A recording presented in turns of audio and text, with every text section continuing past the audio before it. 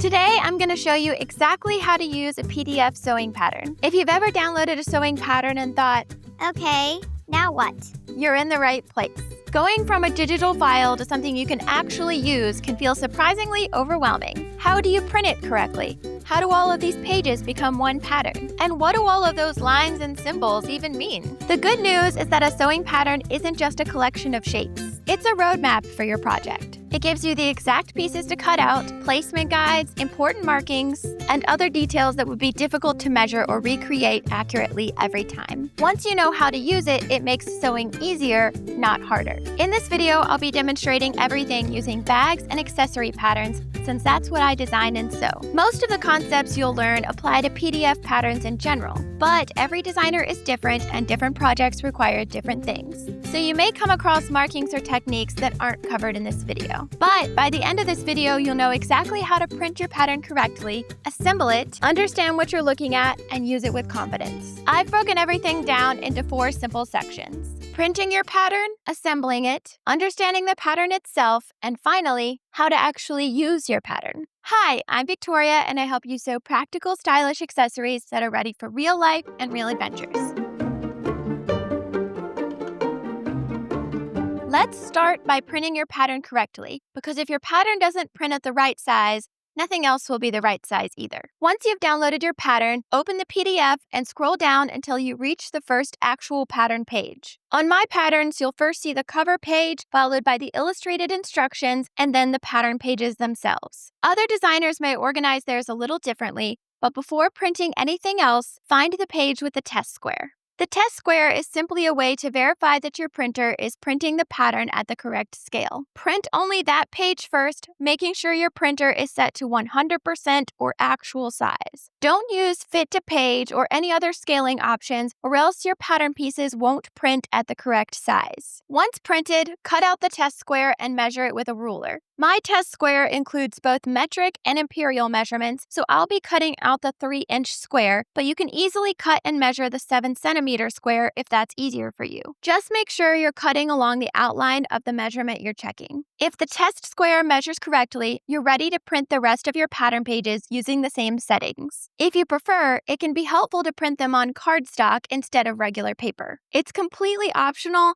but I find the cardstock makes the pattern pieces a little sturdier and easier to work with. Now, if your test square is noticeably off, double check that you printed at 100% or actual size. And try again before printing the rest of the pattern. That's exactly why the test square is there, to catch any printing problems before you waste paper or fabric. Once everything checks out, go ahead and print the remaining pattern pages. And in the next section, I'll show you how to assemble them.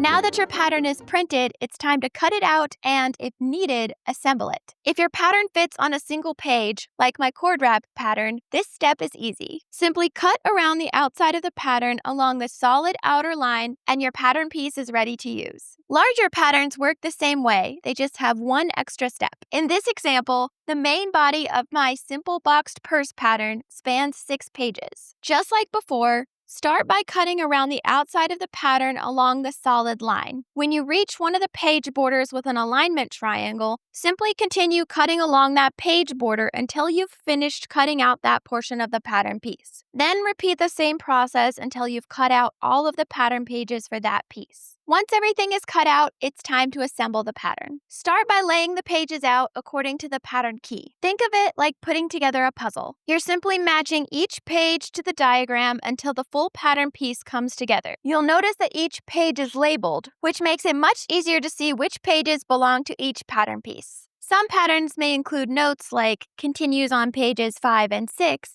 to help guide you. To assemble the pages, line up the matching alignment triangles so they touch and form a diamond. Then tape the pages together. I like to tape both the front and the back to make the pattern a little sturdier while I'm using it. Continue matching the alignment marks until the entire pattern piece is assembled. Then repeat the same process for any remaining pattern pieces. Once everything is taped together, your pattern is ready to use. In the next section, I'll show you exactly how to read all of the markings and symbols you'll find on it.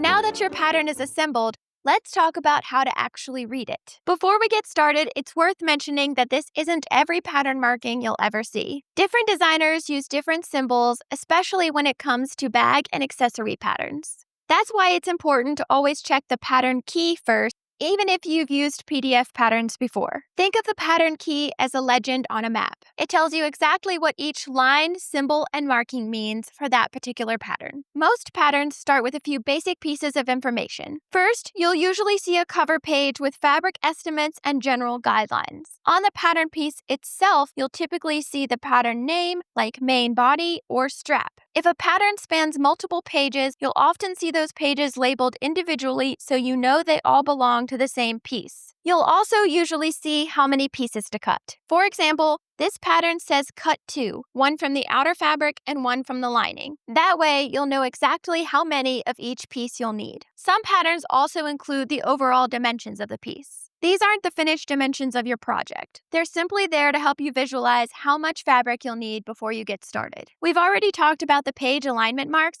but those are another common feature of PDF sewing patterns. They make it possible to line up multiple pages accurately so they become one complete pattern piece. After that, you'll usually start seeing different types of lines. This is where the pattern key becomes especially important because different designers may use slightly different line styles. A fold line shows where a project will eventually fold. On bags and organizers, it either shows you where to fold something during construction or helps you visualize how the project comes together and makes sure pockets, flaps, and other features end up in the right spot. Stitching lines show where a seam will be sewn. Some designers include them to eliminate measuring, while others use them to indicate quilting lines or exactly where another piece should be attached. Placement guides eliminate guesswork. Instead of measuring where a pocket, divider, snap tab, or other pattern piece should go, you simply transfer those guides onto your fabric and position the piece inside those markings. Some accessory patterns also include section guides that divide a larger project into smaller construction areas or panels. These can make the instructions easier to follow as well as identify different functions of each section. There are also a few markings that you may run into occasionally. One of the most common is place on the fold, which tells you to line that edge of the pattern up with the folded edge of your fabric. When you cut it out and unfold the fabric, you'll end up with one larger symmetrical piece instead of two separate halves. You may also see grain line arrows. These are much more common in garment sewing than bag sewing because the direction of the fabric affects how clothing hangs and stretches. But for most bags and accessories, grain usually isn't as critical, so you may not see grain lines on every pattern. Some patterns may also include special callouts that explain project-specific details, like snap placement, divider channels, or the top of a pattern piece if it has been rotated to fit on a page. These aren't standard symbols. They're simply extra notes to make that particular pattern easier to understand. Finally, there are a few markings that are less common in accessory patterns but are still worth understanding. Notches help align two pieces together. These are typically small triangles. These can also be used on curved seams to note making small wedge shapes or clips along the curve to prevent the fabric from bunching or puckering when the seam is turned right side out. Darts, indicated by a long V-shaped symbol, are used to add shape and dimension. You'll see them more often in garment construction to shape areas like the hips and busts, but they can occasionally be used in bags and other accessories to achieve a desired three-dimensional shape. If you ever come across a symbol you don't know, just check the pattern key. It removes the guesswork and tells you exactly how that particular designer intended the pattern to be used. Now that you know how to read the pattern itself,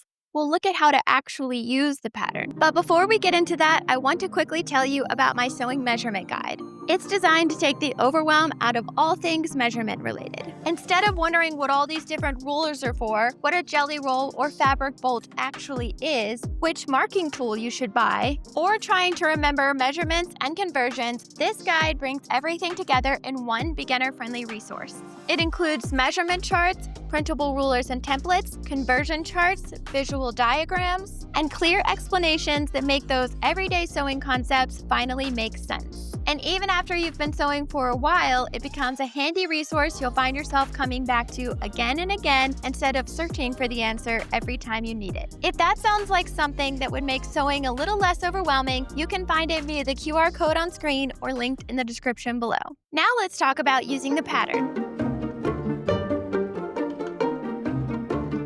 Now that you understand what you're looking at, let's walk through how to actually use the pattern during your project. Start by reading the instructions before you cut anything. Most patterns include helpful information like materials you'll need, fabric requirements, and any notes that are important before you begin. Taking a couple of minutes to read through everything first can save you from making mistakes later. Next, identify all your pattern pieces and make sure you have everything you need. Larger projects often have one main body piece along with several smaller pieces for pockets, flaps, straps, or other components. Before you start cutting, it's a good idea to make sure you've assembled every pattern piece and know how many of each you'll need. While you're doing that, double check if the pattern already includes seam allowance. Most bag and accessory patterns, including mine, already have seam allowance built into the pattern pieces, but some patterns may expect you to add it yourself. Unless the pattern specifically asks you to add seam allowance, it's generally safe to assume it's already included, but it's always worth checking before you cut. Once everything has been checked, you're ready to cut your fabric. Place your pattern pieces on your fabric and cut around them just as we covered in my How to Start Cutting video, which I'll link below if you'd like a more detailed walkthrough. But your pattern isn't finished once you've cut out the fabric. As you start sewing, it becomes the reference guide for putting the project together. For example, this pattern includes fold lines that show where the finished organizer will eventually fold. That helps you visualize how the project comes together and makes sure features like pockets have enough clearance before everything is assembled. Some patterns may also show seam allowance and border markings, not because you need to trace them, but because they help you visualize where stitching, edges, or folds will end up so you don't accidentally place other elements in that space. You'll also see placement guides. Rather than measuring where every pocket, divider, snap tab, or other pattern piece belongs, these guides let you transfer these locations directly onto your fabric using tracing paper and a tracing wheel so everything ends up exactly where it should. It takes the measuring and guesswork out of the process and helps everything line up the way the designer intended. Another way pattern markings can be useful is with things like snap locations. If a pattern includes a snap placement mark, I'll just poke a small hole through the center of the pattern and use a fabric marker to transfer the point directly onto my fabric. It's a quick, accurate way to position the hardware without measuring. And because those locations were already laid out when the fabric was designed, you know everything will line up exactly where it's supposed to. And that's really the purpose of a sewing pattern. It's there to remove the guesswork so you can spend less time measuring and figuring things out and more time sewing. If you found this video helpful, please hit the like button to help it reach more people. And if you'd like more sewing tutorials and practical tips, be sure to subscribe. Looking for more fundamental skills? Check out these two videos next. Thanks for watching. Bye!